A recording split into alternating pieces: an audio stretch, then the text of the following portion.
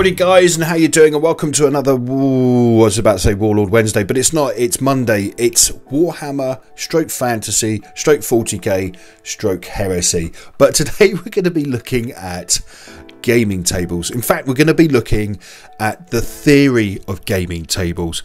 Whoa, I hear you say, that sounds a bit pompous to me, Templars. It does, it sounds really pompous, but it's important because gaming tables at the end of the day are something that we play our games on, and it's part of what we do.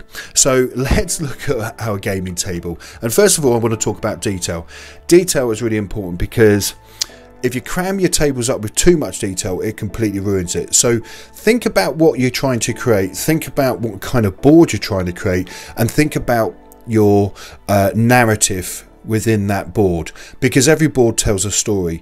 It's no point you turning around to me and saying, no, actually this tells no story at all, because every board does. When you're playing when you're playing your games, you think about what's happening in that story. You know, my men are sieging this city, or this city is under siege, or this city has been taken over by zombies, or aliens have infested this city and stuff like that. So you always have a narrative anyway when you're playing anyway. There's always a story to the game, so why not have a story to your table that you're designing? So think about what you're putting down there, because the GW stuff is highly detailed. Too much detail put on the table by you will block line of sight, it will ruin your gameplay, your minis will fall over.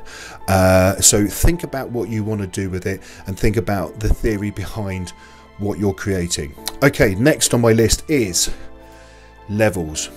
Think about line of sight and think about levels.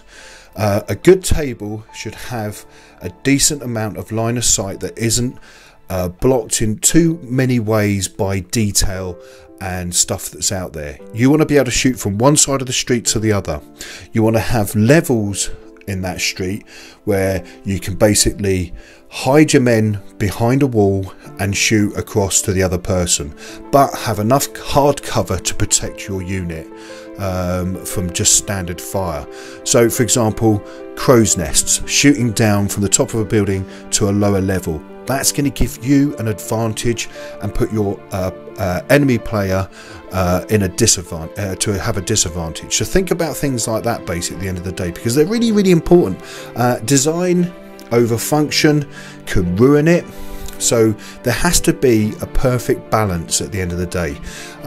What I kind of like is thinking about when I'm designing something, what do I want to see on a gaming table?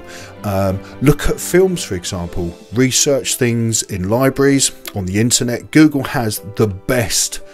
At the end of the day, Google, the internet, is the best piece of resource you're going to have in your arsenal to creating tables. Research other gaming tables, look at what other people have built, look at destroyed buildings and stuff like that, online, bombed out buildings, because that'll give you a process of development, something to give you a grounded foot to building your tables. Don't just go in there and go, yeah, I'm going to glue that there, I'm going to glue that there, because at the end of the day it will look rushed and it will look ruined. So guys, I hope that helps you. I hope it's answered some of the questions that you've been bouncing over to me. So you be good, you be safe, and take care.